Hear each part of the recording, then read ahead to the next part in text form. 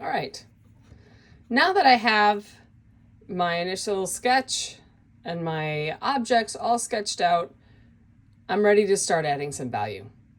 So the first thing I'm going to do is I'm going to take a look at my objects and I'm going to look at what are the different shapes that the areas of shadow and highlights make. So I'm noticing along this marshmallow there is a very clear dark shadow here, a little bit lighter shadow here, and definitely a little bit lighter shadow on the top of my marshmallow.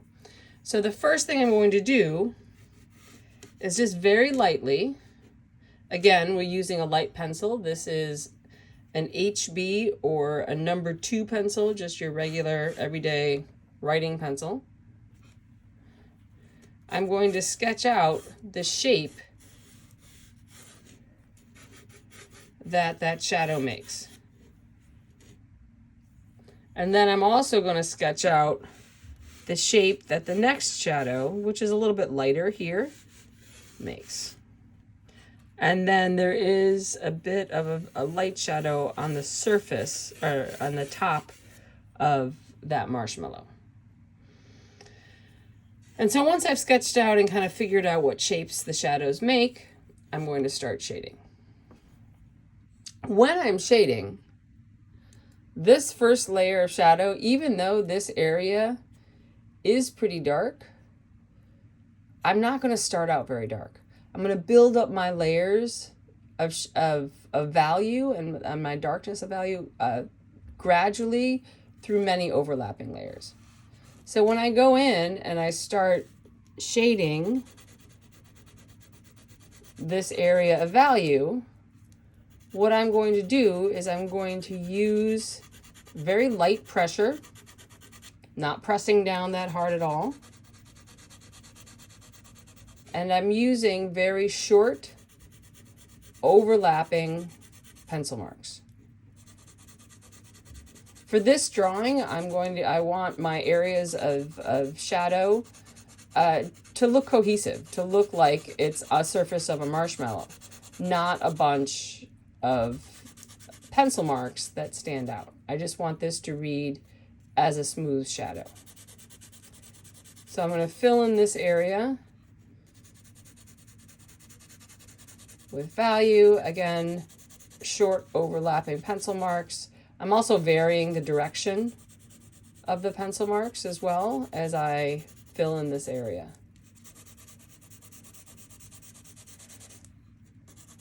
I'm not worrying about how shadows transition from light to dark or anything like that. I'm just trying to lay in the basic areas of light and dark.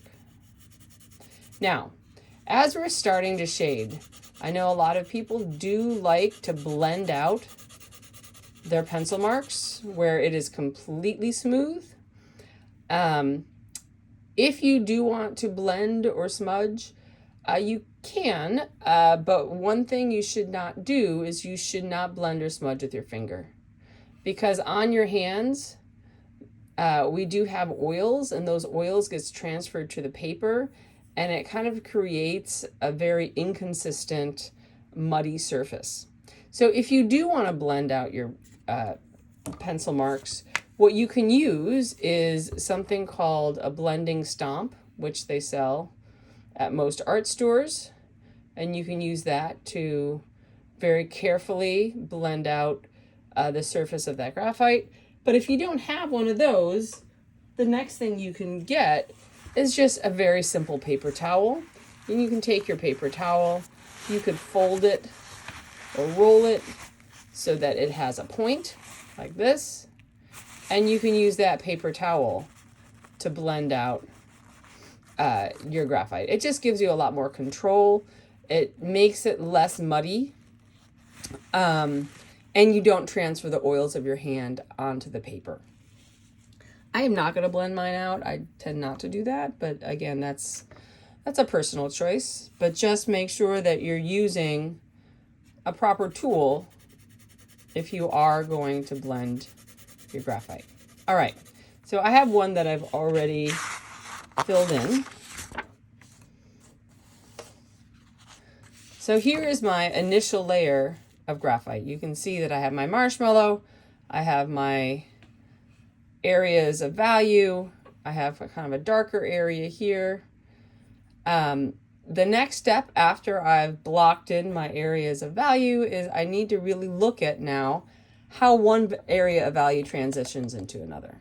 So if I take a look at my marshmallow, I notice that this dark shadow will blend into a little bit lighter shadow here, which blends and transitions into the highlight, which is here.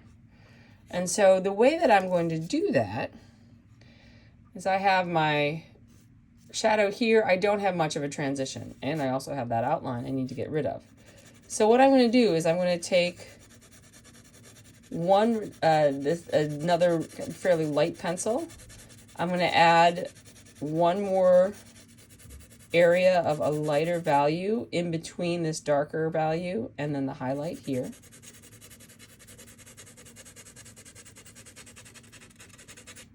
Using very light pressure, using that very short pencil mark, close together, overlapping in different directions.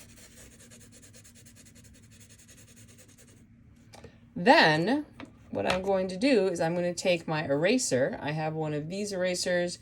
It also works with just a regular eraser. Kneaded erasers work well as well if you have one. But I'm going to use my eraser to help blend or transition this dark into the highlight. And I'm also going to get rid of that outline. So what I'm doing is I'm taking my eraser, I'm not pressing down too hard, so I'm only erasing a little tiny bit of that pencil. And what that does is it actually does help blend one value into the next.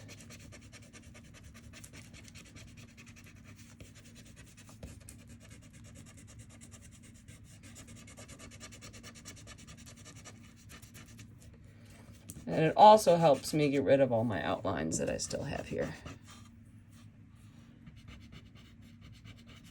So we tend to draw with our eraser just as much as we draw with our pencil. So I'm bringing back some of those highlights. All right, now that I've blended and I've transitioned this dark here to the highlight here, I do need to make my this area a little bit darker.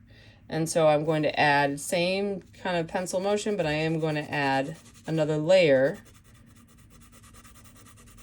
to help get now my darks. So I have my midtones, which is here. I have my highlights. Now I need to go in and add my darks where I see the really dark shadows. And there's a dark shadow at the top of the marshmallow here.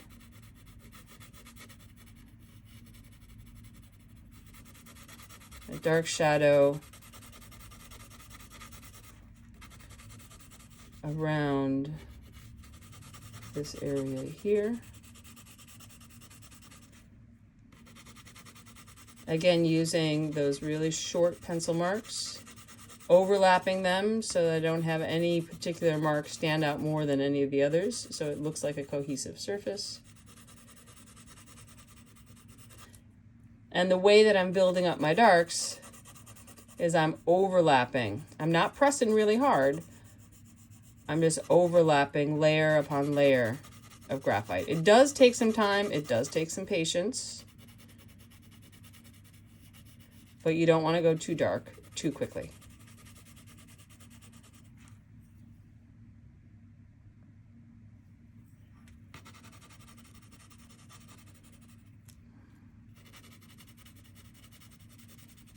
So anywhere where I see a darker area, I'm going to go in and add that second layer of graphite. There's a little bit of dark here.